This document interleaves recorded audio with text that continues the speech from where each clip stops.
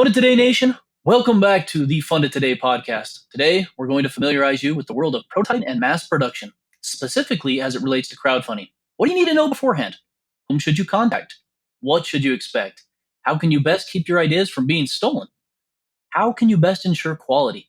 We're going to overview all of these topics and more in this episode with our very special guest, Gaston Liang, who is an expert in sourcing, manufacturing, packaging, and logistics. So let's get started. The Funded Today podcast is brought to you by fundedtoday.com. Funded Today is a premier marketing and video agency. From startups to crowdfunding to Amazon and beyond, Funded Today has helped their clients generate hundreds of millions of dollars in revenue. If you'd like help launching or growing your business, visit www.fundedtoday.com to speak with one of their experts. Welcome back to Get Funded Today, the Funded Today podcast. I am your host, Zach Smith. And I'm Thomas Alvord. And we are really excited to get started today. Now, before we begin, we have a lot of very sources that we recommend you downloading on our site, in our show notes. We've talked about our page design analyzer, our ultimate crowdfunding success guide, and of course, our book that's coming up as well. So you're going to want to get your hands on those. Let us know. And remember, if you haven't already, listen to the last couple episodes. They've been, I think, really good if you're looking to figure out why your project isn't converting, what you need to do for a relaunch, what to do if you run into some trouble. And today, I think perhaps is going to be one of our most episodes ever. We're going to talk about prototyping and manufacturing. And to do that, we've brought on world-renowned expert Gaston Liang, and he's going to answer some questions for us. So before we begin, Gaston, welcome to the show. It's good to have you today. Well, thank you for having me, guys. I really appreciate it. And hopefully I can bring some value to all your listeners. Oh, I think it's no doubt. For me, myself, I'm kind of excited to listen to this episode as well, because I think a lot of people, they have this idea in their head and they understand the marketing, they understand Kickstarter, they've listened to all of our episodes, but they're like, well, I still need to get this product. How do I build my product? How do I get what's on the napkin or in my head on paper and eventually into something tangible that I can sell to people? And I think that's where you come in, right?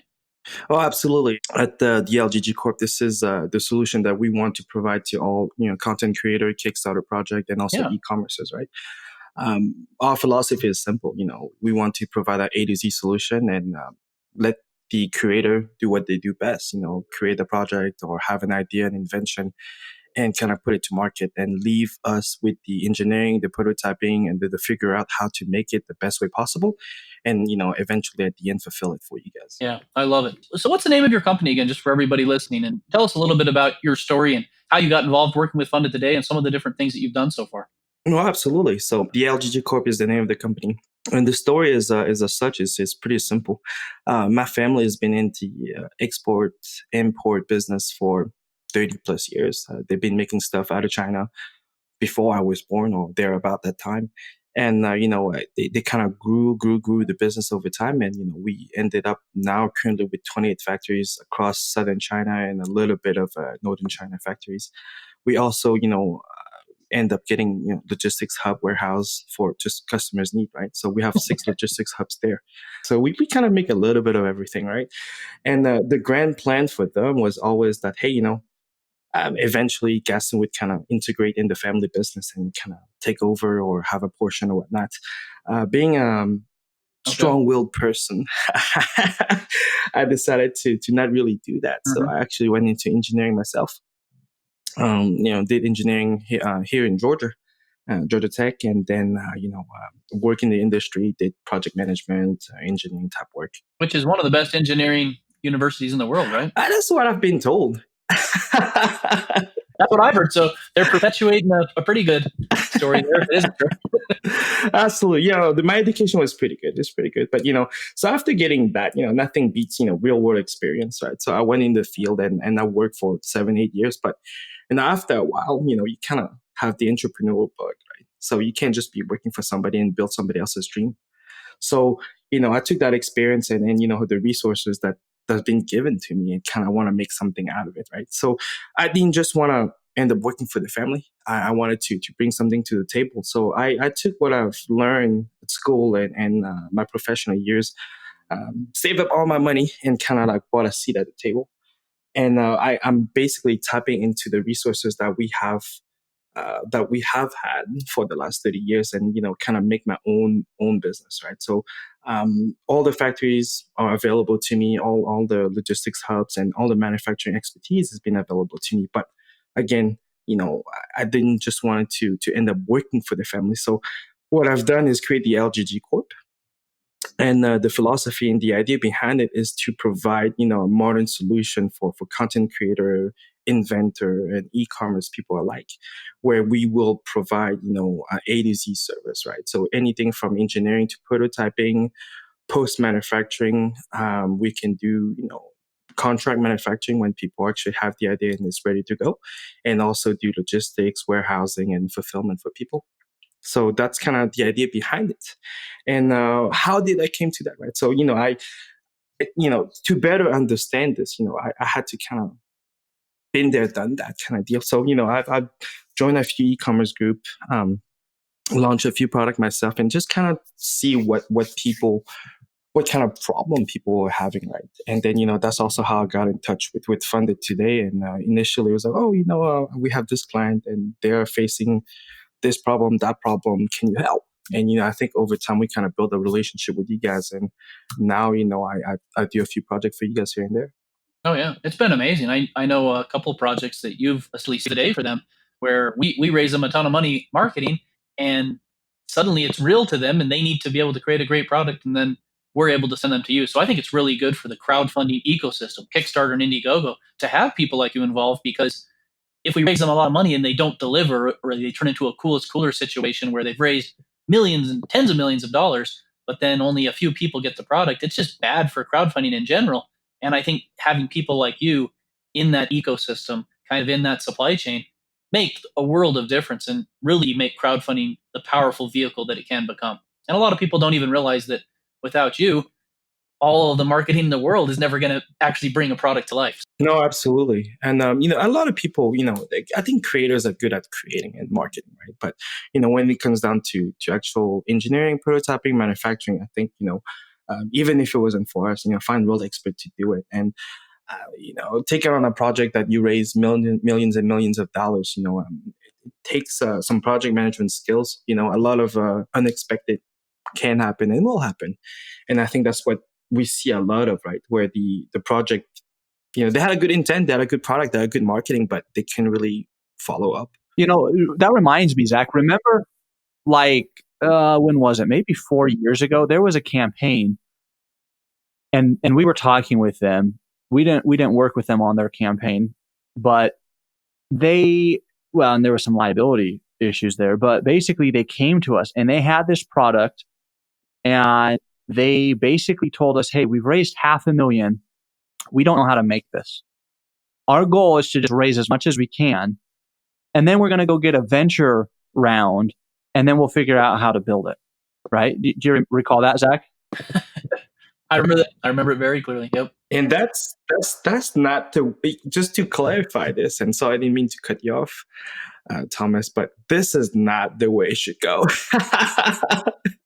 Well, and that's why I think Kickstarter has changed their product design campaigns. And they say, look, we need to see a working prototype. It's not your final product, but the very basis of what you're looking at doing, you have a prototype and you will be able to do this. Because like we were talking about earlier, people don't understand, even though we hope they would, that it's not a store, right? They are helping a creator bring something to life. And a lot of these people, they do need to get that prototype first, right? And that's what you're so good at. Yeah, that's the first critical step in getting the whole manufacturing process going, right? A lot of people kind of overlook this, the engineering behind it, the prototyping, and making sure that you have something viable and manufacturable, is critical. This is a step that I think some people, maybe a lot of people, skip over. But, in order to have a successful project, I mean, this cannot be overlooked. And we really try to make content creator and inventor understand this, right? Most of them do, and they are reasonable. But you have other project where it's like, we have a cool concept, we'll sell the idea and concept, and we'll worry about the project later. That's too late already. It is. Well, and it's like a chicken egg issue because you have to sometimes raise the money to go prototype or even see if there's a market demand for it before you even go build it, right? And like we talked about on our last episode, Zach, that's where Indiegogo has had different categories for at what stage are you, right? Are you just at the idea stage or are you manufacturing currently? Kickstarter doesn't really have that. And it is a difficult dilemma that I've chatted with friends who've come to me and said, hey, here's this issue. What should I do? I look at it sometimes and say, yeah, it's tough, right? Because you might go spend $20,000 to build some prototyping, do some other things, or even more. And then you launch a campaign and then you realize, oh, there's no demand for it. But then on the flip side, you could launch a campaign, raise $500,000, and then realize I can't even create this thing. So it's tough. Yeah, and here's what I'll say to that. So, there's a happy medium, between the concept and one that is undoable, and where another project has to spend tens of 20 of thousands of dollars, right? Before we take on any project, we kind of vet it anyway. We look at it and it doesn't cost a thing. We schedule a consultation with the client and just kind of go over the idea. Obviously, before any meeting with us, all conversation are protected. We have NDA and contract in place, but so that content creator feel free to share with us. But if someone kind of come up with us and say, hey, we need to make this out of unobtainium for $2, we'll be frank with them and we'll tell them, hey, it's just not realistic. Nice to work with you too, Gaston, in the sense that I think a lot of people, they hear China, especially perhaps if they're American, and they're like, oh no, they're gonna steal our ideas or something, right? I mean, isn't that the worry? We hear that from creators all the time. But having somebody like you in China, connected to 28 factories, doing all the stuff you do, your family business, and now your experience out on your own with your own company, I think that creates a lot of relief to somebody who doesn't speak Mandarin or Cantonese, who hasn't been to China, who doesn't understand the logistics of communication and the different cultural barriers that exist between those two countries, right? Oh, absolutely. And I think this is where we kind of have a business and an in, right? And, all these concerns and questions are definitely, something that we're on a day-to-day basis. Here's what I'll tell people, the LGG Corp is a US-based company, my family owns those 28 factories. We're not outsourcing. We're not sharing this with anybody. It doesn't really go beyond those 28 times 4, that many walls. So, but, we'll go a little bit more in depth. It doesn't have to be the LGG Corp. We'll still give tips and how people can bring a project to China without getting the idea stolen or pre-manufactured before even the end of the campaign. Because we've seen some of that, right? There's been some project where even in our factories where somebody would come to us and says, hey, make this quick. Did you ever see anything with Fidget Cube? Yeah, the Fidget Cube was one of them. Another one of them about 2 years ago that, somebody came to our factory it was a lettuce chopper, some kind of like vegetable chopper. It was like a circular blade. And, that project actually went live before the end of the 30 days or 60 days. Wow. Yeah, that's crazy.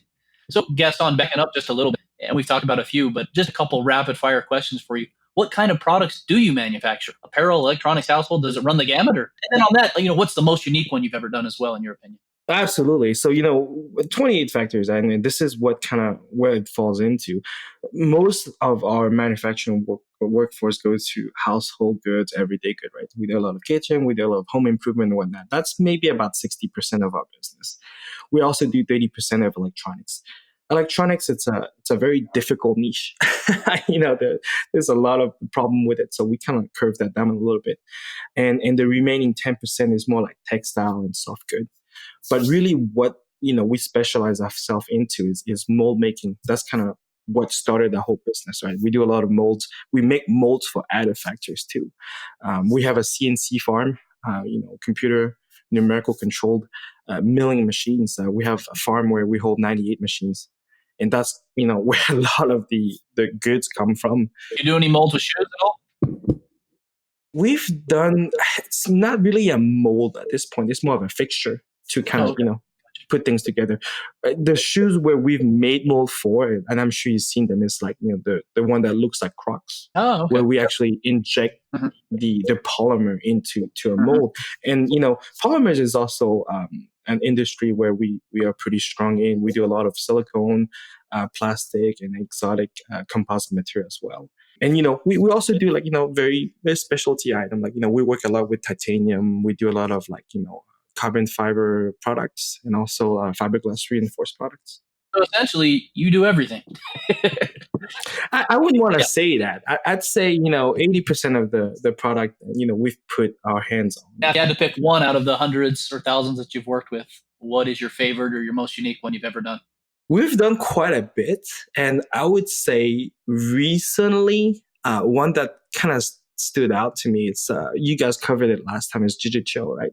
Where this creator actually is a really neat idea.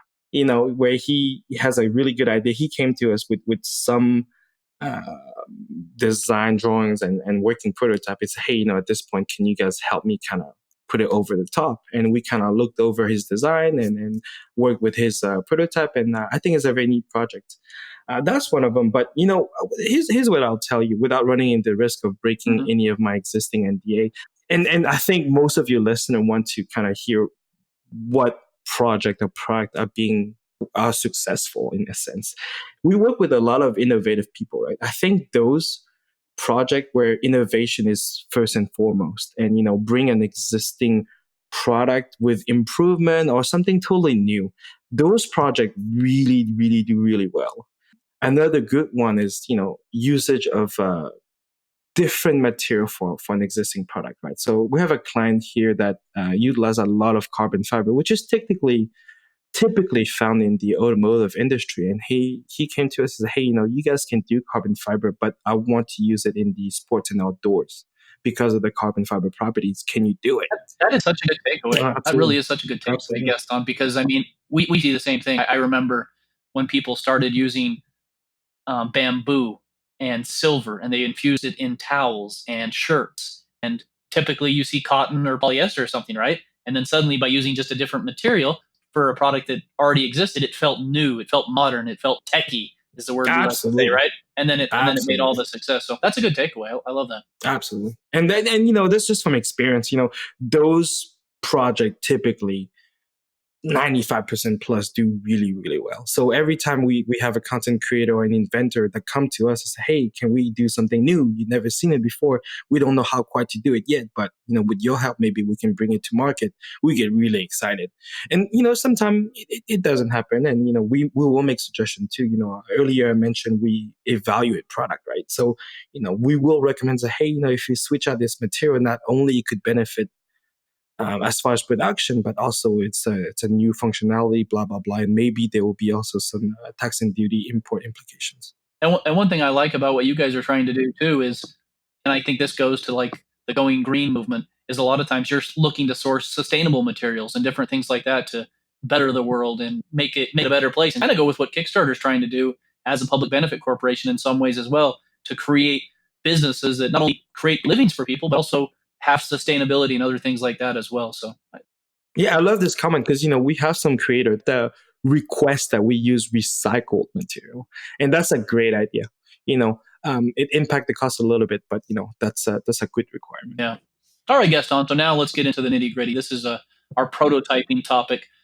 I think this is where a lot of people, the idea in the head. What do I do? How do I work with? So I want to just rapid fire some questions, and Thomas will probably do the same. Let's just have you kind of go through them and give us, 30-second answers on these, and let's see where we end up, all right? Sure thing. All right, so at what point in a crowdfunding campaign should a product creator start seeking a manufacturer? So, this one, that's actually a pretty good question. So I think, prior to even finding the right manufacturer, the creators should have a working prototype, right? So that it's either they have it made in their own garage or have somebody else make it. That would eliminate a lot of the miscommunication, right? So, once you have something in hand, you can really illustrate your point, what it does, and, whoever the factory you approach or us, we will totally understand what is it that you're trying to make and the scale of it. Perfect. That makes a lot of sense. All right. Next question. What should creators already know or have before they approach a manufacturer? Is that kind of going with what you said? You need to have something that you've manufactured or done yourself, or what else do they need to know about the process? What they need to know, it's at least an idea, right? Not a broad idea, but at least kind of narrow down. Hey, I want to make this gizmo. It should do this, this, and that, solve this problem. we would like it to be, made of this material. That's a good starting point. We've never run into a project where it's like, well, we're trying to solve, this problem, right? Catch a mouse, but we don't really know how to go about it. I think that's a little premature to kind of contact anyone. Not only you might give the idea to the wrong person, but it's not focused, right? It's not realistic. What do you need to work with somebody like you? What's the requirement? I mean, obviously, one benefit that people have who our clients who work with Funded Today is we don't make anything on you. I mean, we hope you create great products for our clients, and then that helps us be able to market them better. But we're not really a middleman. We don't charge fees or do anything to make an introduction. So when you work with Funded Today, essentially you get to work with Gaston as well, and Gaston has his own structure and different things of how he works. But we connect you directly to Gaston and his company. But for people who maybe aren't working with us, what do they need to know to start working with somebody like you? Well, what we do is, we're A to Z, right? So we kind of will do and can do everything from the pre-design engineering phases to all the way down to the fulfillment of the warehousing. So in order to work with us, what we do is like you need to pass a vetting process, right? So, kind of what I mentioned earlier, make sure that we're not making any unobtainium products. We vet the stage of the product. If it's just an idea, then, we might say, hey, you might want to reach out back to us when you are ready to kind of put something on paper and when we can actually help you. Or, if they already have the idea but can't go any further for the prototyping, then, we'll go and assist, right? So it's a very delicate question. I don't want to turn anybody down, but then again, there's such a thing as too early. The good thing with working with people like, with Funded Today is that, the project is technically been vetted already. Most creators already have a Kickstarter page, or they've talked to one of your sales rep, and we know that they already have the idea. Yeah, absolutely. So those are my ideal customers. So whoever you send me from Funded Today, they get the benefit of working with us and kind of skip the vetting process. But we'll schedule a call and kind of see where it's at. Okay, so now a little bit in the question still. When seeking manufacturers, how can clients and our creators identify their options and then choose the right ones? Yeah, this is the $1 million question, right? It's kind of saying, hey, when do you know you found the right mechanic for your car? I'll tell you how people typically find and get in touch with those factories and what's important, right? But this is going to send people in such a wild goose chase that it might not be even worth talking about. So here you go. The right manufacturer. What does it boil down to? It's really communication and trust. Those are the founding pillar of any type of manufacturing. I don't care if it's in China, USA, Germany, France, of wherever. If you guys cannot be on the same page, cannot speak the same technical language, and don't understand each other's requirement, it doesn't matter who your manufacturer is. You'll never get something. And then the second, component to that is trust. You can't be working with somebody that you'd be worrying if they're going to steal your idea, if they're going to fulfill your item, if they're going to actually make what they say they'll make. And we see a lot of that. A lot of the customer that you send to us is like, hey, the manufacturer said that they could do this, but they really can't. Or, hey, he said it was going to be $5, but really it's $15. And then what happened? And then you chasing your tail, right? So, finding the right manufacturer is really tricky, and it's really, product specific. Now, how do people find manufacturer? Which I've seen people do it. It's definitely doable, but you'll be spending a lot of time, effort, and potentially money. A quick way to do it is go on madeinchina.com or Google it, or go on a site like Alibaba, and hopefully you'll get connected to the right person. But then again, everything you see is online. So nothing is truly real. You don't know who you're talking to. So that there's nothing anybody can do for that. Or you can go there locally and maybe go to, I don't know, the Canton Fair or the Hong Kong Fair or any type of fair, right? And kind of connect with them there. Now, that's a little bit better than just going online, but then again, you don't know until it's been vetted by somebody trust, or been working with in the past. I think you're exactly right there. I mean, we've talked to lots of different people and worked with. And we make lots of different recommendations for all the different stages of entrepreneurship. And I can say this definitively about you and your company. Every single client that has worked with you has had positive things to say. Literally never anything negative. And I think that is a testament to just how difficult it is to work with China to source the right factory, to make sure you don't make those 10 mistakes before you get the right one and spend, or waste, I should say, tens of thousands of dollars. So I think you're exactly right in what you're speaking to on this, Gaston. But again, people might not even trust you and I talking about this right now. They might still be like, well, maybe I can figure it out. Maybe I can make it. You know what I mean? And then, oh, Zach, I wish I would have listened to that episode. I wish I would have just listened to somebody who's already been there and paved that path. It would have been way less expensive anyway, you know? Well, a lot of people do that, right? And I tell them that. I was like, look, Yep. I'll tell you how to go about getting a supplier, get connected. And then, here's my number, just in case. A lot of time we get a lot of callback. And I'm not saying this in an arrogant way. It's just that, this is a very big endeavor and I wouldn't take it lightly. No. And another thing that, I would caution people, and a lot of people think that they're working with a manufacturer or a direct source or whatever, right? And they end up with a sourcing agent. You don't want a sourcing agent for that, because the sourcing agent, what they're going to do is like, okay, well, I kind of understand the project or the product. I'm going to shoot a call or whoever, 20 factories. So your idea now is floating around, right? And then, they're going to squeeze the best possible price at the detriment or the cost of your project, right? Because they're working on a commission, right? Or they might like it so much and they might not believe in NDAs or American law. And then suddenly your idea is floating around absolutely. in a bunch of different factories that aren't necessarily reputable. Yeah, absolutely. And right. And you're always being held hostage by that, agent, right? Because they're not going to divulge their sources. They're certainly not going to tell you what factories, because you'll undercut them. And sometimes, prices are so different that they can, make 2, 3, 4 times what they quoted you. And you would never. Interesting. Yeah, that's fascinating. So it's totally different working with us, right? So like I said before, we are the manufacturer. You don't go through any, middleman or sourcing agent or whatever. We have 28 factories. We can make most of the stuff out there. And first and foremost, we're US based, right? So if you call us at 10 a.m. your time, somebody's going to pick up the phone. But that's nice, by the way. I've spent a lot of days up at 2 or 3 in the morning, sometimes 4 or 5 in the morning to speak with people overseas. And it eventually wears on you for sure. Well, that, and you don't have to use Google Translate either. Good point. Good point. Okay, now, if you still want to be a do-it-yourselfer, if you want to, in a past episode, we talked about Jungle Scout, and Thomas got into this quite a bit. Are there any good directories like that creators could use, in your opinion? Yeah, I mean, I think, well, first of all, Jungle Scout is, we've used it too, and it's we use it in the Amazon space, right? I wouldn't use it as a directory to find, a manufacturer or anything like that, but it's kind of like you email this, right? That directory, that really good directory, is not something you share. Anything that you find online that has a directory or whatever, they are passed through. So, it's an affiliate link.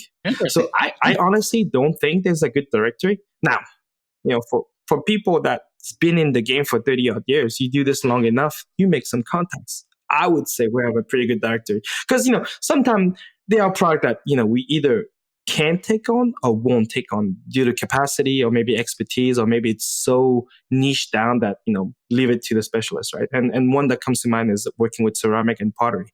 You really need to know your stuff. So we'll pass that along. But, it's all entity businesses that's been vetted by us. We've been doing business for like 10, 20, sometimes 30 years. So we have a directory, but it's not like something for sale. Okay, let's talk about the other $1 million question now. Why is Asia so popular for manufacturers? And then in addition to that, is it still worthwhile for American and European creators to manufacture overseas, especially maybe considering some of the recent tariff hikes? And I know China and America are working out different deals and things like that, but how does all of that shake things up in your opinion? What are the concern problems with that? And do you think there's another place that you're looking at? I hear people talk about Cambodia or Vietnam. And what is your expertise and experience with perhaps that next place that we need to go after China? Yeah, absolutely. Let's talk about that. Well, I'd say it's not $1 million question, and I'll tell you frankly why people are attracted to working with China and Asia. It's because it's cheap labor. I think you can get things done there faster and cheaper than most U.S. factories. Not all, most. Now, with the recent tariff hike, how does that impact manufacturing? I'll tell you this. A lot of people don't really understand how the tariff is applied to their manufacturing, right? And just to clarify, the tariff is only applied on your cost of good and your cost of shipping. And, even though if it's another 25% on top of an existing 15, 18%, that shouldn't break your business. Now, it is a speed bump, but with profit margins set properly, it shouldn't stop you. Yeah, it's a speed bump. But I like how you say I like how you say properly too. It reminds me of another episode we've had. You shouldn't be starting a business if you don't have 50-60% profit margins, right? I mean, that's the idea. Absolutely. Well, I have project where people come to us and say, hey, we're trying to make $2 per item. I was like, this is the Walmart model. Until you get to be Walmart, let's talk about tens of dollars. You can't afford to do that. But a lot of people, they don't really understand this. But we really try to help them out, right? And and it's been a topic of constant discussion even here at the LGG Corp. We've developed a few strategy to kind of mitigate the tax and duty, right? Some of the strategy are pretty proprietary, so maybe we can do a special episode with you guys on that. But we've definitely saved people a lot of money on tax and duty the legal way. Legal way. They all I wouldn't say workaround, but there's definitely a solution to kind of alleviate those tax problems. Common concerns then. What do you think? What are the biggest concerns about manufacturing overseas? And what do you, aside from your proprietary stuff, how do you resolve those? Common concern, I think it's not even taxes and, or import or export, anything like that. I think it's just because a lot of people, it's the unknown for them, right? They don't know anything about China. They don't work with, people that don't speak their language, right? It's very difficult. There's that cultural clash that you were talking about. I think those are primarily the concern, right? And also, the big elephant in the room is like, some people send $10, $20, $30, $50,000 overseas, right? To somebody that you might or might not hear back from. Oh, isn't that scary? I know you send that where you drop the cash off and okay, is a ship going to deliver my product in a couple months, so. Well, absolutely. I mean, like you think about just buying stuff online, right? I mean, you buy something online before the day of Amazon. I mean, I remember a time where, okay, I paid this guy. Is he going to send me my stuff? And he's US based. So can you imagine that with a foreign entity where you do a wire transfer? Most people haven't even done a wire transfer, and now they hope that their stuff is going to show up in 90 days. That's very scary. I think that's mainly the main concern, and kind of goes back to my initial point, right? It's really trust and communication. Yeah, that's fascinating on Amazon, Gaston. Just to think, I mean, now you get your stuff in a couple hours sometimes. I've heard half-hour shipping's coming to Amazon and drones and all this other stuff. And worst case, it's 2 days. And you make a really good point. Before Amazon, when you made an order online, were you going to get your stuff? I was on the cusp of that. So I remember thinking, this is weird. I'm buying something online. I'm not going to a store. Is it going to come? So I can totally understand where that's coming from. Oh, absolutely. And, then again, trust is earned, right? It's not, you can't buy this. So, we typically work with a lot of different projects and then, past client, right? We kind of get a lot of referral. And I think that put a lot of the creators' mind at ease where, hey, we know that we're working with an entity here that is not just going to disappear or, hey, they took my money, right? So absolutely. I think that's a huge benefit for sure. Do creators need to patent ideas then before seeking people like you and before seeking their manufacturer? What's your thoughts on patents? Without speaking like a lawyer, of course, but what are your thoughts there? This is something I strongly recommend. This is not a must to have, but, well, number one, that tells us that the creator is serious. That's definitely one thing. Another thing too is that, they are getting, somewhat protected on their idea, right? So they're usually more free about sharing what they have. For the content creator too, it does provide some, basic, essential protection so that, if anything happens that, they can take it to court. But one thing that we stress more is that, seek patent in China. And that does several things, right? First of all, if you have a Chinese patent, the Chinese factory can actually read it and they wouldn't attempt to steal the idea because, they won't want into legal problem later. And it's more enforceable than a US patent. That's number one. Number two is that, you can actually take that to border control in China and then restrict exportation of the product, and that's more powerful than anything else. We actually have a network of legal attorneys in China that we've worked very closely with. And one of the firms that we use is Ernst & Young in Taiwan. We send a lot of clients there to get their Chinese patent done. It's a lot cheaper than the US. It's still not free, but it's definitely a lot cheaper than, hey, somebody stole our product before even launch. So that's what I would say, but I think the dominant document that we use and tell people to look into is the NNN, right? The triple N. That's a very good and governing document that a lot of factory respect. That's not something they'll take lightly. Your NDA, they couldn't care less. But if you have an NNN, and here's what it means for people that are unaware of the term: it's a non-use, non-disclosure, and non-circulation. Basically, they cannot take your IP and basically make a product that is like yours. Now, what if a creator only has one idea? What do you do then? So, we've worked with different creator and project at all different stages, right? So definitely it came to our attention that, they could only take it so far. So, as mentioned numerous times on this podcast, and I don't want to sound like a broken record, but, we can provide engineering and prototyping services, right? We do need a starting point and an idea.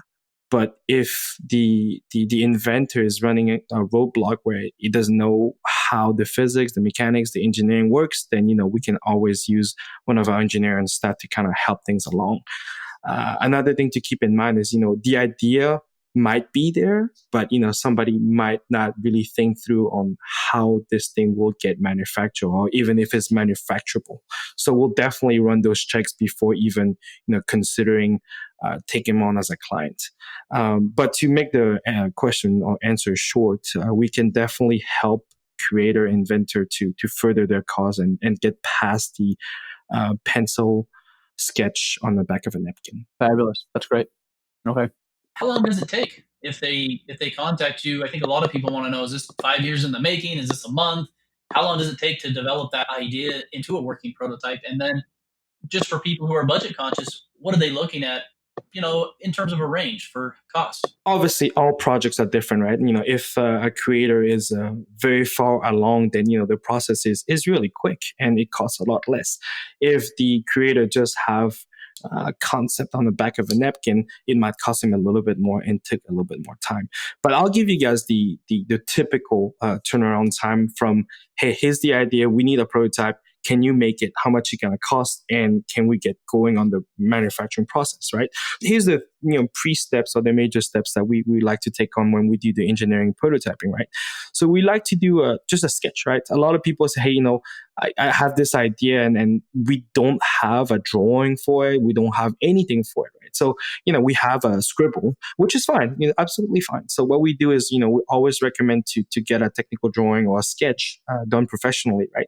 That keeps everybody accountable. You know what it looks like. We know what it looks like. We know what material you want to use. We know what spec, right? So this is the first step. And typically that takes us about 5 to 6 days to turn this around. The next one is we take your 2D sketch or CAD or whatever, right? We make a 3D rendering. So this is a 3D model that you can, play in space with it. And just to make sure that, everything is where it's supposed to be. Some creator take it a step further. They will do 3D rendering to make it photorealistic. That way you can even visualize how this will look in a setting, right? So this is typically 7 to 10 days. And then, from that 3D model, we start the prototyping process. We use SLA, which is, state of the art, right? So think about your 3D printing, but on crack. This is an exact 1-to-1 and there's no rough edges. It's a really nice finish, and that gives you the physical product that you can actually evaluate, right? And typically the printing process with SLA, it's about 5 days. So roughly, you're looking at 3 to 4 weeks if there's no major showstopper. In your mind, does an SLA satisfy the prototype minimum viability requirement that crowdfunding people want to know about? No, absolutely. So the SLA printing is your base. We obviously will make it, photo ready or prototype ready, right? You can do a lot of treatment to it, or, part of the prototype would be SLA and other parts would be actual functional parts. But at the end of the prototype phase, no matter what, we provide a fully functional prototype. So, it definitely will be working and definitely can be used on Kickstarter. Now, one of the benefits people talk about with crowdfunding, and we preach about this quite a bit on the podcast, is the idea that with crowdfunding, you can bring ideas to life on the cheap, essentially, right? So, Yeah, how do absolutely. you decide which features, if any, to postpone on your product, to either do stretch goals or follow up crowdfunding campaigns? How do you get the minimum viability product out there without breaking the bank? So absolutely. I mean, and this is why we do prototyping, right? I mean, I think we need to maybe talk a little bit about the philosophy behind prototyping, right? The whole point is to prove your concept and make something physical, tangible, where you can use without breaking the bank. So anybody that come to us says, "Hey, we need a prototype," we try to do as much as we can to have you that minimal viable product without having to get mold involved or any setup costs or like a lot of workers working on your project, right? So this is always in the back of our mind, and I would tell people that this phase that you should not skip, the engineering and the prototyping phase, is the least amount of money you will spend before getting to the big bucks where you have like mold fabrication, or you have to find a facility or That makes sense. expert in whatever material you use. So, kind of playing off that a little bit, let's talk about design. Let's say they've got a good prototype, but it doesn't look very nice. What do you recommend in terms of functionality to the product look a little nicer in prototype form? And do you guys provide those types of design services? Do you recommend certain principles or elements of design to get that prototype to look like a nice, sleek, finished product, even though it might not quite be there yet? Before we go answer this question, I think we skipped on a very important one, and I think a lot of your listeners gonna want to know, how much does it cost? The time frame behind it, getting the prototype is roughly a month and a half if we have to go back and forth, right? And typical cost behind a functional prototype is anywhere from $5,000 to $8,000 for typical project. Now, we've done some for less and we've done some for more, but I would say 80% of the prototype out there, it's about $5,000 to $8,000. Now, talking about when do we decide about adding features for stretch goals or whatever? The first thing we want to focus on is a functional product. We will consult with you, say, hey, we can add this function, or it is a potential for it, or if you give us more time, then we can have this sister product or add on or whatever. All these question, it's part of the consultation that we have with the clients. And, our projects are different, but since we know the Kickstarter game and we know how creators think, we want to put those concerns forward, and everything will be hashed out before we even put, any money at work. I think that's kind of, you mentioned a lot of referrals to us. We're really happy. It's because we take those, precautionary measure. Right? We want to make sure that you're happy and not just, hey, give us $8,000 or $10,000 or whatever, and we'll make this for you. We want to be more than just the people that make you stuff. We are essentially becoming your manufacturing partner. We have a core value at Funded Today called consider the customer or client lifetime value. And it sounds like you exemplify that as well. It's not about what you can make today, it's how much you can make together. Oh, absolutely. And then, as a manufacturer, that's the only way to survive, and that's been, we learned this 30 years ago. Mm-hmm. That makes a lot of sense. So when you get past all that, you got this ugly looking prototype. How do you, what do you do to kind of to make it look good? Since it's not quite yet, but you don't want to spend tons of money to bring this thing to life yet, right?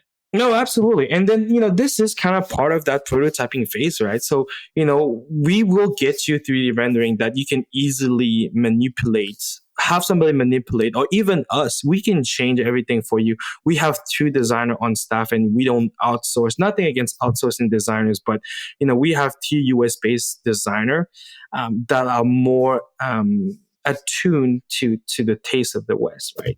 So, if needed, we can provide design services, for product looks or design of features. One thing that a lot of people tend to overlook is their packaging. I think somebody like Apple, right? They exemplify this concept where your product has to be beautiful, your packaging has to be beautiful. So, we tend to get this process going. We encourage, the creator to really put something on paper, but, a lot of inventors, they're good at inventing their product, but, it lack that special little something. That's when we get our in-house designer involved if needed, to kind of beautify the product to go in conjunction with the awesome No, that awesome makes total functions. sense. Now, this is probably our area of expertise, but I'd like to ask it to you anyway. What about market testing? Any tips on getting good feedback from the market about a finished prototype, whether for product development, like further development, or just for being able to possibly sell this product to the masses? I was gonna say, you're asking the wrong person, but here's what I will say, and kind of add a little golden nuggets to this, right? So, obviously you want expert like Funded Today to do your market research to see how to reach the right people and market to the right person. But in our initial prototype phase, you can definitely use the 3D files that we give you, have us or have somebody else render those 3D model to be kind of put in context and have those lifestyle photos, right? And then maybe turn that over to Funded Today and kind of see, what impact it makes, right? Yeah. A lot of people do A/B testing that way. Is probably the cheapest possible way, right? And then once you get your 3D model into a real prototype, a physical product, right? You can definitely use that. We've made a lot of prototype that looks 95% like the real deal. And then, get your opinion group or, social media and whatnot. But this is the magic of getting prototype, right? You actually get the item exactly the way you want it. So you can field test it. A lot of people kind of, omit that step. So now field testing begins, and you decide to have your clients and your creators test this out, right? They get people to start determining whether they like this or not. But let's say the worst case happens and you discover there's a problem with it. We worked with a client recently, and they had a little issue with one of their products, and so they had to redo a certain little bit on it. And it ended up being a pretty good experience for them because they created an even more amazing product. But from your perspective, how hard is it for creators to produce new and improved versions of those original prototypes when a certain aspect of the prototype turns out that it needs to be changed? No, I mean, here's the truth, right? The engineering prototyping phase is where you want to make all your mistakes. So that's what I'm saying, right? Make your mistake early and make a lot of them. So once you go into the manufacturing phase, everything is perfect. It is not difficult. That's the whole point of prototyping, so that, this is made so that we can make changes on the fly. The sad news is, obviously if you're going to make changes or do over whatever, it's kind of, restart the clock a little. But, we definitely have the ability to improve upon our existing design or the creator's design or even an existing product to give it more function. This is where you want to do all this, do all the testing, all the prototyping as soon as possible, right? A lot of people say, so when should I do prototype? I was like, today. It's like, get Funded today, get prototype today, so that, when you are ready to launch your campaign or whatever, you don't have all that, scrambling around to... A rebrand for you, Gaston. You guys can be prototypetoday.com. Hey, you know what? We can definitely collaborate on this further down the road. So speaking of prototypes, if you've only got one final prototype, which is what I think a lot of bootstrap creators are going to want to do, a lot of times they can feel challenged to take the right product photography or build a campaign video. Or sometimes when we work with the press and media outlets across the world, and they'll say, well, send me a sample, send me a product. I want to review it. I want to touch it. I need a tangible thing to see if this is as good as your video and your page says it is. What do you recommend in a situation like that? Is it best to just create more prototypes, or? Oh, you have to. Having one prototype, that's just to prove it to yourself. When you hire a firm to do prototype for you, I'll be a little surprised if they only offer you one. That should never happen. And beyond what you just mentioned, right? Beyond the market study or the field testing, or there's more usage for it. And here's a few. First of all, I recommend people to get 3 to 5 prototypes. You should at least get that. It's being used for market study and all that. But one that people tend to overlook is certifications. Some of your product might need certification, especially in the electronic world. You will need to send a physical one, a working prototype, for them to get a jump on it, right? If you don't, and you wait till the end, and you only send the complete manufactured version, that's going to add sometime 2, 3, 4 months to your clock. That's how people get in trouble. So certification is definitely one of them. Another one is, once you get your prototype, get a jump on your package design. Now that you know how it should look, You can start planning, hey, how am I going to package this? How is this going to fit in this box? And how am I going to design this box around this product? And you help with the boxes and the package design as well? Oh, yeah, absolutely. This is, we don't, we are a A to Z, but, we are also a la carte. Yeah. If you don't want us to help you with package design, that's fine. We don't force the service upon anybody, but when we take on a project and we do A to Z, then, we're fully accountable. That's where we can really have control and help you manage your time and expectation a lot better, right? A lot of time people say, oh, I'm going to get my package somewhere else. Yeah, sure, no problem. And then they run into problem, communication or whatever, and we are waiting on the boxes. So that adds time to the project, And a lot of time, people, when they realize that, if you streamline your whole process, not only you save money, but you essentially really saving time. Exactly. Which time is money, which is double money, I guess. Something that people don't keep track of as much as they should, but really time is the most important of all of our precious resources. No, absolutely. No, absolutely. So yeah, to answer the questions, like definitely get more than one and use them to the full extent, right? You're paying for those prototypes, use them. Get some feedback, play with them, tweak them, break them. Break them. See where the stress point is. Do we need to make better ones? Do your package design, start on your certification, and that all these steps will ensure that you have the best possible project and products out there. Now, Gaston, just to wrap up this topic, and we'll get into the final topic, which is the exciting one, mass production. And again, I think this has already been answered, but if you had to sum it up in a sentence or two, why hire an outsourced manufacturer like you when maybe people can try to create these prototypes in-house? They can 3D print or they can mock something up or they can sew it on a machine or something. In your opinion, if you only had to pick a couple, what are the advantages of hiring the same manufacturer for both prototypes and mass production? I'll make it really quick. 80-20. 80-20. Focus on what you're good at. If you are just a creator and an inventor, focus on that. Let the professional or dedicated firm do the legwork, right? Don't let this, spend 30, 40 hours not having the right tool trying to cobble this together. Nothing wrong about doing it yourself. I strongly advocate people to try it themselves first. And then you realize that, okay, I need a system. So I could take it as far as I can take it, but now I need something professional. But, the other benefit too is to have the manufacturer, whoever, or somebody like us that are inclusive, is that, when we make your prototype, we become more familiar, more intimate with the product. So that ensures that, when we manufacture, all the little tips and tricks that we discover along the way, that's not lost knowledge. If you keep on shopping around, doing yourself, give it to one guy, give it to another guy, now somebody else is manufacturing, you lose a lot of knowledge in transit.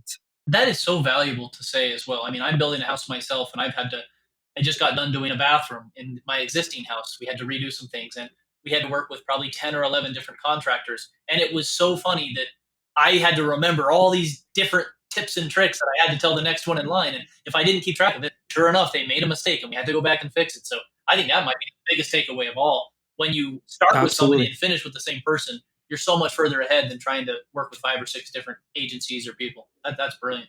Absolutely. And here's one more thing. We don't like stepping into an existing project. We've done it in the past and we've done it for some of your clients until they tell us, all right, this is not working out. They are messing with us. This is no longer viable for our business. Then we'll take it on. But, following somebody's footstep, regardless if it's good, bad, or whatever, it's always difficult. There's always a catching up period. Okay. Well, let's move on to the final topic of today's presentation, Gaston, and that is mass production. To get started, how much does it cost up front to get a product ready for mass production? So there's only a few things to consider when you start, mass production or whatever, right? There's the cost of the mold. And we can definitely speak to that because we make mold as a business, right? So a lot of creators are, hey, we got quoted like 30 grand for the mold. Is this right? I was like, absolutely not. And this is what's going on. The manufacturer, they don't know if you're actually going to take this product to fruition. So, instead of wasting their time and working for free and whatever, they'll bite you on the mold. It costs 3 or 4 times more than what it should cost. Our philosophy behind it is, if we vetted your product, we've done through the engineering, we've done the prototyping, we know if it's just going to work or not. So we provide the mold cost at cost. If it costs us $5,000 to make it, 10,000 to make it, that's what you're going to pay. The reason is, we also guarantee to give the mold cost back. So let's say that you spend $5,000 with us in fabricating this mold. After a certain number of units, we give that money back either in money or, in manufacturing credit. And that's the only way to go. Well, and it's incredible because it lowers the barrier to entry substantially. I've chatted with people, right? The go-go mouse, Zach recalls, right? And I went and I chatted with people. It's basically a mouse that has speech to text. It works with your computer program, and it would have speech to text, right? So you could write your emails, you could give your computer commands, and it's all just built into your mouse. And I never went forward. I got busy with other things, but one of the big reasons why things stopped is because as I chatted with people, it's like, yeah, your mold's going to be $80,000, right? Or it was like, well, I wanted to build off an existing mouse and integrate into that, but then they seem to make it so complicated. For people who haven't manufactured or gone through that process, what Gaston is saying here is incredibly valuable. Just that alone would be reason to work with Gaston. Yeah, that's fabulous. Really appreciate that, Thomas. And, and the reason I know that, mold are being overcharged is because we sell mold. Like you need some serious, CNC capability to make nice molds. Not everything need a nice mold, but most of them, it will cost something. And those factories, they buy mold from us. Let's say, I don't know, $1,000 or $3,000. They're not going to sell to the client at cost. This is something that they will make money on. And this is something that we are combating, right? I don't think it's right. If we are going to manufacture for us, it is your mold. This is just a tool of the trade. We should not be making money on it. Great. As a matter of fact, eventually we commit to pay you back for your investment. All right, Gaston. 65% of successful crowdfunding campaigns suffer delays in fulfillment. That's a fact. Do you have any suggestions for crowdfunding creators about how they can minimize these delays or even failures in the fulfillment process? I mean, literally, the concern on Kickstarter is, yeah, I ordered that 2 years ago. I should be getting it for Christmas this year. I'll speak to that. Before that, one more component to the initial cost of production, right? One thing that I'll admit to say is like, after you get past the initial mold cost, you need to put a down payment in your production. Depending on the complexity and the cost of manufacturing, it can vary from 30% to 50% down from what you want to make. Another reason why crowdfunding is so important. You raise a couple $100,000 and you have that down payment. Yeah, absolutely. It shouldn't be a problem, but a lot of people, I don't want to be a surprise of like, oh, you just said the mold. What about, so, just to put it out there. Yeah. Why? That's important. Going back to your question, 65% of crowdfunding campaigns suffer delays. Why? Inexperience, plainly. A lot of people, a lot of projects, they don't really have a contingency plan. They think that everything has to go smoothly from day one, no roadblock, no design change, no material shortage, no, mold breakdown or whatever. It's just inexperience. So if I start a project in January and I say I'm going to deliver in April, should I tell people that I'm going to deliver in December up front, just knowing that it's going to take 5 or 6 extra months just because? Or what's the best way to deliver in your case there? I wouldn't say that. I would say, get with somebody that know what they're talking about as far as manufacturing, right? Get something realistic from them. When people work with us, we know there's going to be delay. So, in the process, we kind of outline everything. We also have a buffer, buffer days, buffer weeks or whatever. So it's like, hey, worst come to worst, if something breaks at this stage or we need to redesign, we will add so many weeks. So by the time we are done with the consultation or before we go into manufacturing, the creator has a really good idea of what we're capable of when we can deliver. Now, if they choose to, misinform or disinform, that's a different story. But when we go in manufacturing, we have a really good timeline, plus or minus, I've seen maybe a month or two, nothing, like a year. There's a buffer of maybe 30 days after you guys have determined what a proper shipping date is. Absolutely. I mean, but then again, it's, the information is only as good as what you get out of whoever you work with, right? So if they misinform you misinform your people, and then you get in trouble. But always account for setbacks, right? I mean, I know a lot of people don't want to hear that, and they think their project is perfect, but I haven't encountered the perfect project yet. I'm just being serious here. When you do, let us know. That'll be a Right, absolutely. That'll be one of my projects. Okay, so perfect product. How do you predict how many units of this perfect product you need to order for your first production run? I know, Cooler, right? They're an example. We talked about them last episode. It seems like we're always referring to them one way or another, whether it was really good marketing or really bad fulfillment or other issues that they ran into. But they're a campaign that raised tens of millions of dollars. And I don't even think the creators expected to raise that much. What exactly do you do in situations like that? And how do you know how much to order? And how do you build that into your costs? You know how much money you need to raise so that you don't run into a situation where you make $10 million plus and are still short $4 million to fulfill. Absolutely. And here's what I would say, it's again going back to planning, right? But, this is a little bit unexpected. Get with people like Funded Today. I mean, you guys should be able to, and I'm sure you guys do have a good idea as, hey, we think that this is probably going to be a 5,000-10,000 unit, right? If the campaign has been properly done, initially in the first 2 or 3 weeks, you guys probably have a pretty good idea on how to extrapolate the number to kind of predict, right? And obviously, absolutely, you have. We like to make projections those first 10, right. days. But you also will have, unexpected the unexpected to happen, right? And that's absolutely normal, and that's something that you want to have a conversation that you want to have with your manufacturer, right? Hey, right now we want to put down for 5,000, but if we run into 15, what are your contingency plans? Like, how would you support my project, right? And I always have this conversation with people. It's like, hey, you were, like, let's say that a set of mold costs, I don't know, we'll just use a round number, like that's $10,000. $10,000 for a set of mold, right? At that stage, I know my production level. I know that with one set of mold, with one facility or this part of the facility, I can produce, 5,000 units a month. Now, if the creator already knows that, hey, I'm going to run into a problem where I need to fulfill 25,000, how would you do it? And obviously we'll have, options, right? The easiest one is to scale the operation. We'll take the same set of mold and we'll duplicate in one, another location of a factory, or just go to a sister factory. That's an easy one. But, I think when it gets a little bit more complicated is like, the creator, does it make sense for him or her to invest another $10,000, whatever, for a new set of mold? Is this because, we have a surge in sales because of the promotion from Funded Today? And then, after that, if they take it over to the e-commerce, is going to taper off, then it makes no sense, to have 2 sets of mold, So there's a fine balance between, hey, production time and also like, long-term business. Yeah, I think that's really well said. I like that a lot. But to really answer the question shortly is like, get with somebody that will work with you and become your manufacturing partner, that they know their craft, they have the know-how. That's probably the biggest tip. That makes sense. So let's say they decide to work with you. What sort of volume can you handle?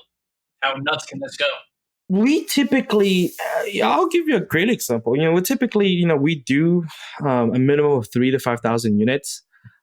That's for the average product. Now, you have product that costs like hundreds of dollars, their cost, then, obviously we curve the number a little bit. But, we've supplied, 250,000 units in the span of 3 months. We had a few projects that got a little crazier than we anticipated.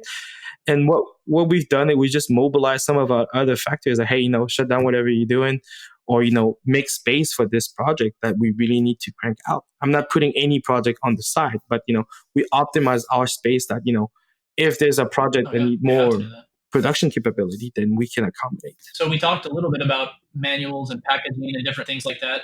Do you help with manuals, packaging, or do you recommend creators kind of doing that themselves or working hand in hand with you on that? I would imagine digital, for example, will probably need a little bit of explanation for how to best to use it. Yeah, absolutely. This is a great product, and we are in the process of talking to them. And this is what I tell people, right? A la carte.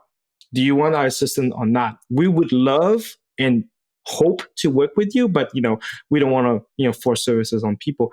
But yes, we help with the packages, and we do a lot of packaging, so we kind of are familiar with the current trends. We'll make suggestions. We'll try to help you as much as we can. And we have, graphic designer on staff. I think the new trend for packaging and instruction manual is, do away with words, right? I mean, when was the last time you read an instruction manual? A lot of people don't do that. But if you have like a cool drawing on it or whatever, then, it catches people's attention. You want to flip through it because it looks cool. I don't want to make it dumber than it sounds, but, one of my clients, instead of illustrating this complicated process, we had our guy create a comic strip for him.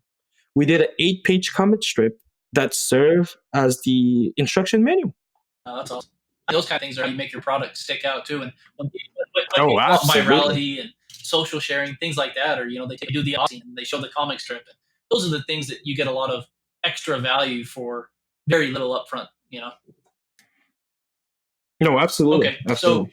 So Gaston, this one I think, and I can relate to this one from a person. About a decade ago, I was working with our client Brendan Earl Brundage at the Roo Sport, and we connected them with some people in China before you and I even knew each other. And we were working together, and for a while things went pretty good, but then they actually started scaling in, maybe 5 or 10,000 units at a time ordering.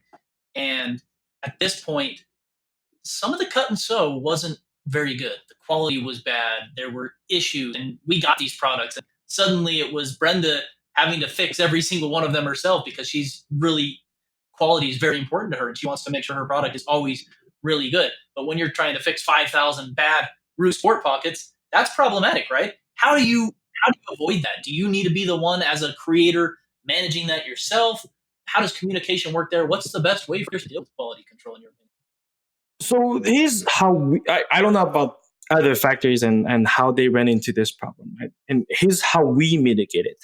Every project has 1 to 2 project managers. And that's your go-to person. It can be me or it can be another of my project manager, but he is your go-to guy. His sole job is to make sure that your product is exactly the way you want it. And I tell this to my manager all the time. I don't care if they're making 5,000 or 500,000. They need to be that good. What we see a lot of is that, creators or e-commerce people, they get to that 500,000 unit and they're trying to squeeze every single penny out of this production, right? Or they really beat on their suppliers. At that point, I think slippage can happen. I don't know the particulars, but I think that proper project management and expectation management is really key to that. And I also strongly encourage people to do third-party verification, right? At the early stages of working with anybody, us, another manufacturer, another firm, whatever, get yourself a third-party verification done. And as you build trust, as the project goes further and further, then, you can let off a little bit. And what's a third-party verification, just for our listeners who might not be familiar with that? There are firms out there that will, do a QA QC check for you, or they'll go inspect your product. They'll just make sure that everything is running. They basically, they're just inspectors, right? You'll pay them on the side as a third party, and they'll do whatever you need to inspect. And they'll make sure that you don't have a shipment of 10,000 bad ones, and you'll know that your first 100 are good, and then your next 500,000 are going to be just as good. No, absolutely. This is a lot of people use that for pre-shipment, right? So, let's say that it's your first 10,000 unit or whatever. Then the inspector will come over. They have a set of ISO rules and guideline on how many and how to inspect them. And if the load fail inspection, then everything gets rejected, and the manufacturer has to fix it. Now, this question might be kind of strange for you, Gaston, but what do you think about recommendations? And you don't have to provide these now, but I know, like, when you get an appraisal for a house, it's kind of weird because the real estate agent is the one who gets the appraiser. But is it similar in your fashion where you can recommend a third-party agency to come in and audit and look at things, and it's not necessarily awkward and they're separate and different from your factories? It's definitely weird for me to make recommendation just because you don't want the fox to watch a hen house, and I don't want people to have this impression either. Here's what I will say. It's a Google click away. Just make sure you find a reputable one. Don't skimp on it. We are not shy of inspectors. We welcome them. We want to make sure that this is done properly. We don't want to run into a situation where now we have 10,000 of those and you don't want them, I don't want them, you don't want to pay, I don't want to ship. We don't want that. We are striving for long-term business relationship here. This is not a one-time deal. A lot of, business owner that are maybe less experienced or haven't done a lot of businesses don't really get that. We want you guys that, on your 10th product, you think of us first, before going anywhere else. Love it. That's great. All right, Gaston, governments. What up? We talked about this a little bit, which I thought was pretty good when you mentioned some different things earlier for how to deal with inspectors and different things. But what do crowdfunding creators need to know, if anything? Quality control, other criteria, any tips for dealing with the state bureaucrats, bureaucracy, product inspectors, custom agents, getting the product to America? What do you recommend there? So I recommend that you get in touch with a firm that will provide an A to Z solution to you, like us. Here's the real answer, right? I mean, some product do need certification, right? And I can think of a few on top of my head, like, a lot of electronics need FCC certifications. If you don't know how to go about getting one of those, get in touch with people that do that. That's not something that you want to take on your own. Or like something as simple as, trademarks or, like even patents, right? You wouldn't do that yourself. You'll get a professional to do it. But here's one thing I will say. During the engineering prototyping phase and the manufacturing phase, we kind of look at your product and kind of anticipate what your needs are going to be and, kind of get the process started, right? Case in point, I was making a specialty toy for a client, right? He didn't realize that, he needed some child certification, safety certification before it could be exported. We caught that early on and told him, hey, this is coming up. Let's do this now. So that, we don't end up with, dead time, right? Where we just manufacture and then now they're trying to export and be like, hey, we don't have this cert. Or like, worse yet, let's say that, somebody do electronic product and somehow it has a wireless capability, right? And somehow they did not get the FCC certification. Let's say that it actually went through, and, that, export was no problem. Whoever was checking the shipment did not catch it. Let's say that you put it on Amazon or, your own platform, then you get challenged. Then your listing gets shut down and you won't be able to move your product. That could be 6 months wait. Yeah.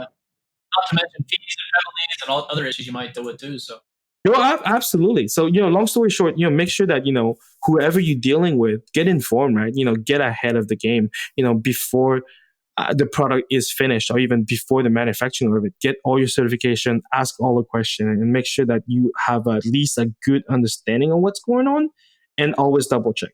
Don't just take their word for it. Okay. So finally, you've got the governance.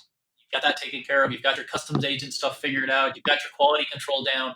Now you got to ship your product. What about the logistics of shipping? Is it better for traders to request containers full of finished products that they store at their house? I remember the Rooseport, they had shelves and shelves in their entire house of all these Rooseport pockets. And I don't know what they're doing now, but it was amazing what they'd done to their basement to hold all these products. Their product it's a pretty small product, so they were able to probably fit thousands in their house. Or do you recommend perhaps outsourcing to agency like Chipmunk, for example, or maybe doing Amazon where you store your product at a bunch of their different fulfillment factories? Or do you like to omit the warehousing and ship directly from your factories to the backers, to the customers? What do you think is the best option of all these wonderful choices I guess people have in this modern age? So logistics is the last, corner of our business. We talked about engineering, prototyping, manufacturing. The logistics is definitely one service we can offer. All these options that you mentioned is they're all viable. It's just that, how can we tailor customer solution to this particular client or project, right? So let's talk about the most essential one, right? Just get your bulk shipment or container shipped to the US. So even before you can ship that, there's a few steps that needs to happen, right? If you have imported anything in the past that is in significant numbers, you will need a broker's agent to clear custom. You should have a bond, and before anything can happen, right? So let's say that you actually go do all this stuff, and then yes, it is an option to ship your product somewhere and do fulfillment yourself.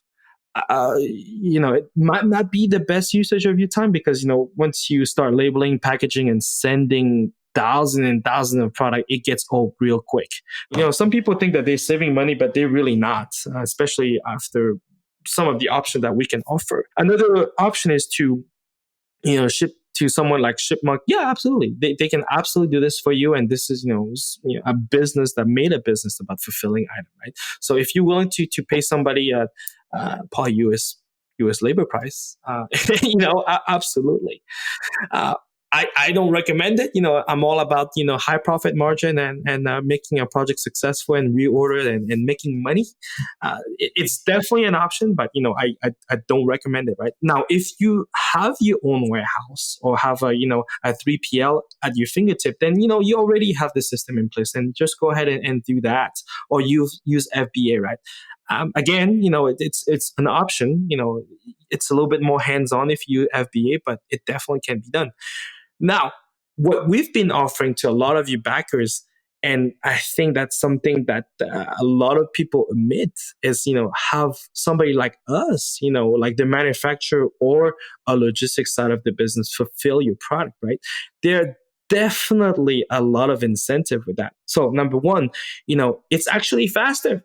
Instead of like waiting for the boat to get to the pier and get to wherever, offload, unload, get to the fulfillment warehouse, and then ship, that could be 3 months, 2 months, 30 days on the boat, 2 weeks between transport to the final destination, and the final destination maybe like another week or two. So definitely a month to 2 months.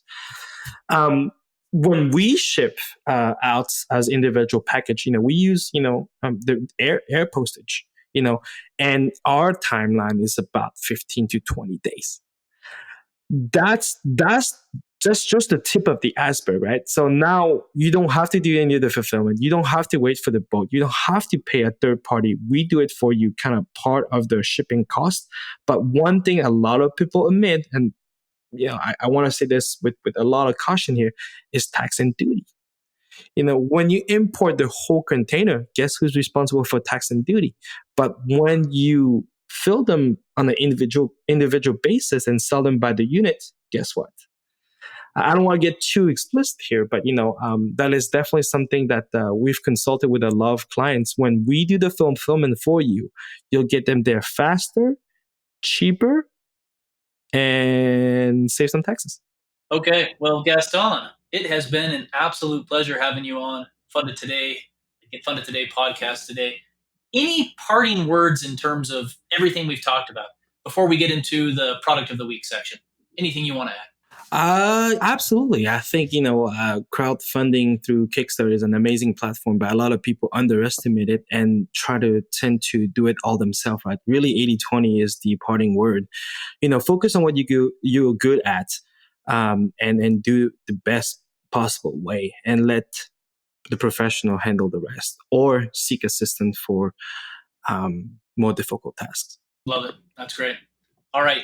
Now for Thomas's and my favorite part of the episode, this is our products of the week. And this is where we get to showcase really cool products on Kickstarter or Indiegogo, or products that we're both passionate about. And we want to give you a chance to talk about DigiChill, and then also talk about your business just a little bit, make a pitch, talk about, some different things that will be included in the show notes. So all started off, this is the Funded Today product of the week section. And the product I'm going to talk about today is a pretty cool one, because this was one of those not doing so well.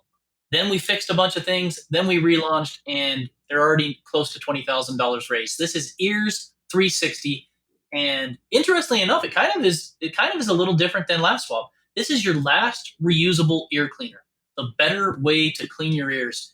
It's kind of a little bit hard to describe, but essentially, it's a reusable ear cleaner. But instead of being like a cotton swab, number one, it's reusable, so it's like Last Swab in that way. Number two, it's eco-friendly. It's safe. Because apparently when you stick a cotton swab down your ear, there's all kinds of issues and damage that can happen. And I was talking to my doctor, because we just had a baby a couple days ago, and asked about that. And I guess you don't ever want to go too deep in the ear canal. So Ear 360 kind of helps with that. Easy to carry, well under budget. It's going to be good for the environment. I think you should check it out. It's really cool. Essentially, when you stick a Q-tip down your ear, you're getting that earwax blockage, if I can speak right today, and you have the potential for damaging your eardrum. Thomas, I know you love to clean your ears quite a bit, so Ears 360, the better way to clean your ears. Check it out. It's on Kickstarter right now. There are 15 days to go as of this recording. You'll probably be able to pick it up on their website or Indiegogo on demand if you missed the Kickstarter. What do you got for us, though, Thomas, for your product of the week? My product of the week is Tempest. And I didn't even know something like this exists. It is actually your own personal weather station that you can set up wherever you're at. So if you're at your house, you could set it up. If you're traveling, you could set it up. If you're camping, you could set it up. And so you have this weather station, and it's AI powered, and it has an accompanying app that you use on your phone, and it will tell you the weather data for exactly where you live. And it's using the same technology that the weather stations use. So check it out. It's actually really cool. It's already raised $725,000. There's actually on Kickstarter only a few days left. And then by the time this recording goes live, it likely will be on Indiegogo. So check it out on Indiegogo. That's Tempest. Well, my favorite product is a company that we actually been working with, Digital. This creative inventor had an amazing idea. Honestly, he retrofitted some technology using a Peltier device to incorporate that into a wireless charger. Now, the benefits of this is that, now all devices that is using his charger, the Digital, to power up is being actively cooled. Similar technology is being used by Tesla, and the idea behind it is it keeps your phone, cooler while it's charging, and the battery cool, thus extending the life of the actual battery, your phone. Everything runs smoother, everything runs better. And Digital has been one of our clients. They are the example of what we can do, right?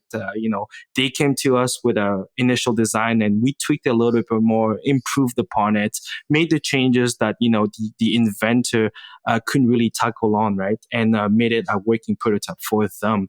It's been an amazing episode with Funded Today. And again, I really appreciate you guys having me on.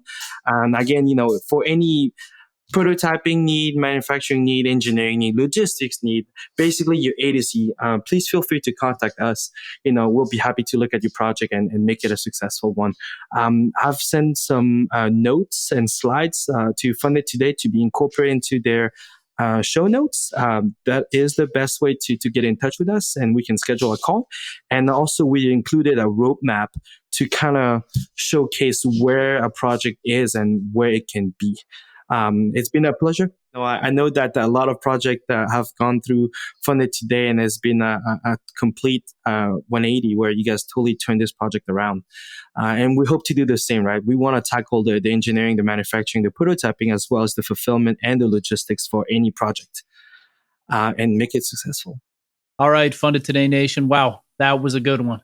You're going to want to take out your notebook, go back through this with a fine-tooth comb, and make sure you take some really, really good notes, because, wow, I was impressed. There's so much to learn about prototyping and manufacturing and mass production, and I don't think we could have done it without Gaston. So great to have you. Funded Today Nation, what did you think about it? We want to hear about it. Let us know in the comments. Leave us a review on iTunes or any of the other podcast platforms where the Funded Today podcast is located. We read every one of them. They kind of make or break our show.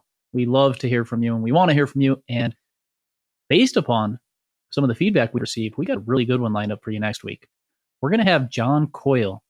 He is the internationally renowned expert growth strategist who has helped to take a lot of e-commerce businesses to multiple seven figures revenue. And he's going to talk about competitive advantages, how to capitalize on them to grow your brand, and how to strategize successfully through the 3 phases of bootstrapped e-commerce. And he's going to talk about how to identify your competitive advantages, how to capitalize upon them to grow your brand, and how to strategize successfully through the different phases of bootstrapped e-commerce. You're not going to want to miss it. It's going to be really exciting. And remember, as always, don't wait until tomorrow. Get funded today. Funded Today is the worldwide leader in rewards-based crowdfunding on Kickstarter and Indiegogo. Combined, they have raised over $200 million and counting for thousands of new ideas and inventions worldwide. If you've got an idea for a new product or invention, visit fundedtoday.com to speak with one of their experts.